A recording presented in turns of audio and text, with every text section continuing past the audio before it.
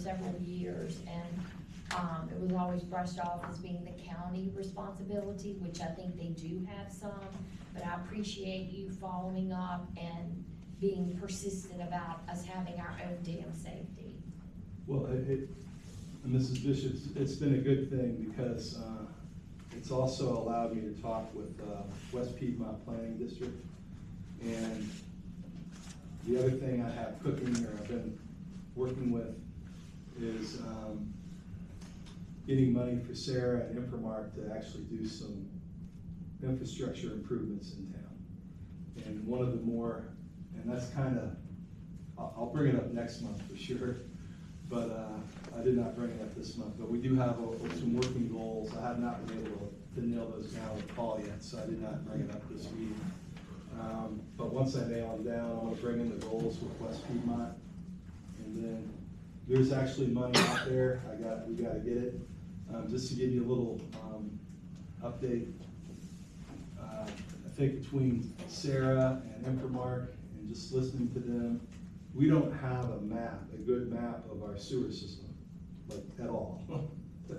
We think we have a map. We have some lines on a piece of paper, but we have no clue. And talking with Dustin, I asked him, what happens at the waste water treatment facility when it rains heavy, because we did have an incident. And we think there's significant infiltration of storm water into our septic system, which is causing them problems.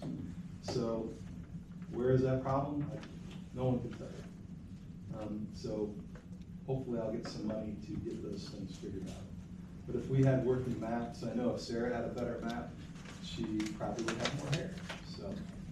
And I was including Sarah in that too, because I know Sarah has been interested in the dam safety as well, so I appreciate you both pursuing that. She needs to be on, and anyone who wants to get into that and go to his dam safety training, I'll let her know. Yeah, You wanna go? The keys. Any other questions? All right. Moving on to Inframark. Good evening, Madam Mayor. Oh, you got that? It doesn't matter to me, I can do it seated up front. Before I get started, I am gonna hand out some revised financials from the original, so when we get to the financial portion of this, just skip to this additional packet if you don't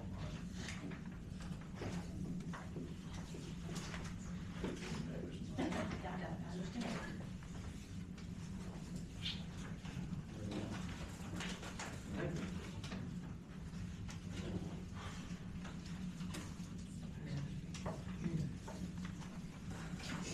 Bill, when you get your hands on that magic hair growing map, I'd like a copy of it, please. I'm gonna find the money, then we'll go from there. All right, busy month as usual. We did not have any compliance issues at the water or wastewater treatment plant during the month of March. The total water treated at the water treatment plant was 13.38 million gallons, and wastewater plant was 9.54 million gallons. Just a quick note on the compliance drafts. You'll notice a trend down on the effluent parameters of the wastewater in March. Again, we were talking about some of the sludge issues with the management and the maintenance of the sludge system, and the guys down at the plant have made some strides on that, so that is coming back down into our ideal ranges. On the financials, again, we had a few invoices. I will highlight those when we get done with the totals, but skip to the amended packet here. As a reminder, our annual budget for last fiscal year, which ended on March 31st, was $249,556.08. We had a total spending of $22,047.54. At the water treatment plant, our total was $8,560.09. Wastewater treatment plant, $10,630.77, and Public Works, $2,856.68. That brings last agreement year's total expenditures for maintenance to $289,065.72, which is a total overage of $39,509.64. A few comments on that before we get into the additional items. We have been discussing with the mayor Bill, Sarah, and Kelly, about, what we can do to help absorb some of the costs of that. Contractually, we do have a 10% markup due to the amount of unforeseen expenses that were, paid for with the cap. Infomark is gonna waive that 10% markup. So this will just be a straight with no markup there.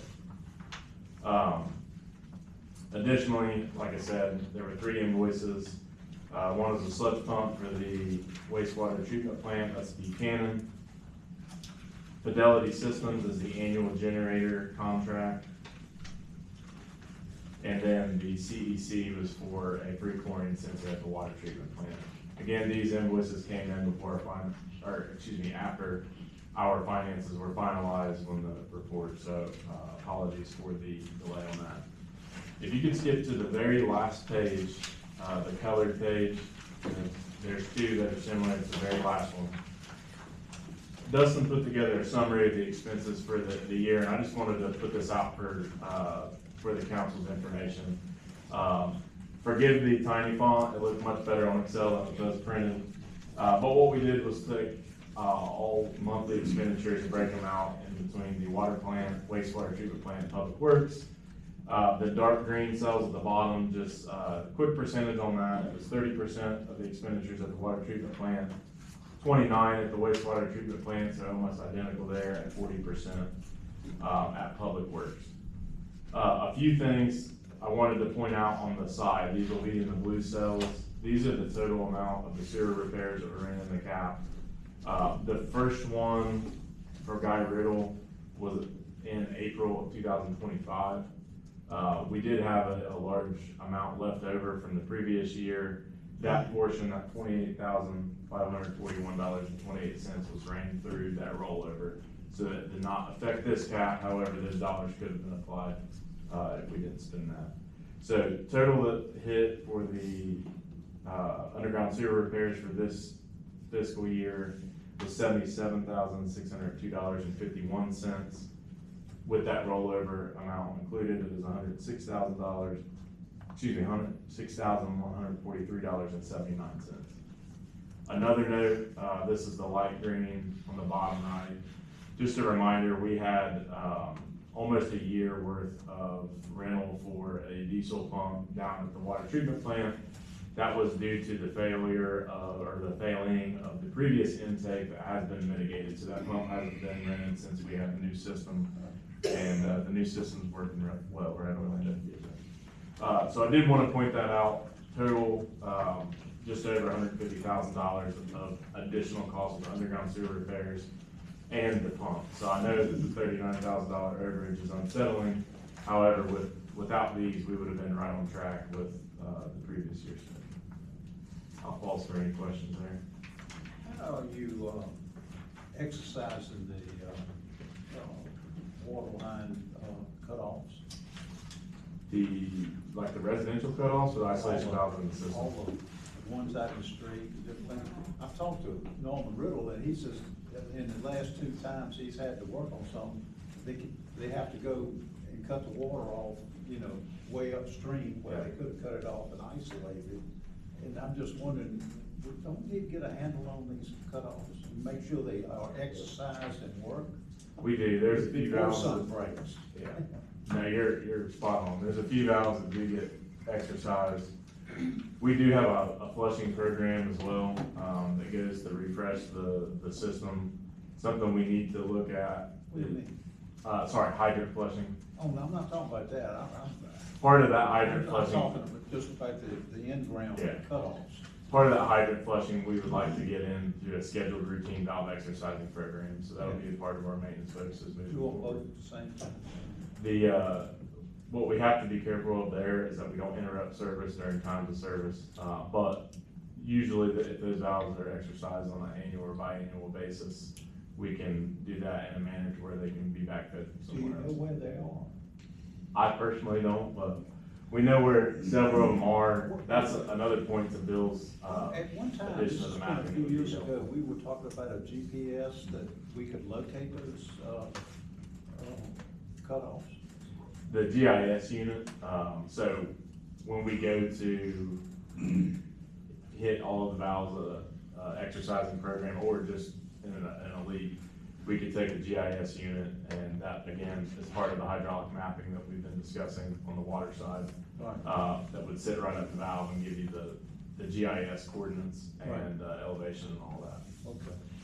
Well, I know some of them are probably under 4 inches of asphalt. Unfortunately, a lot of it is dependent on institutional knowledge, which, Yeah. well, you're looking at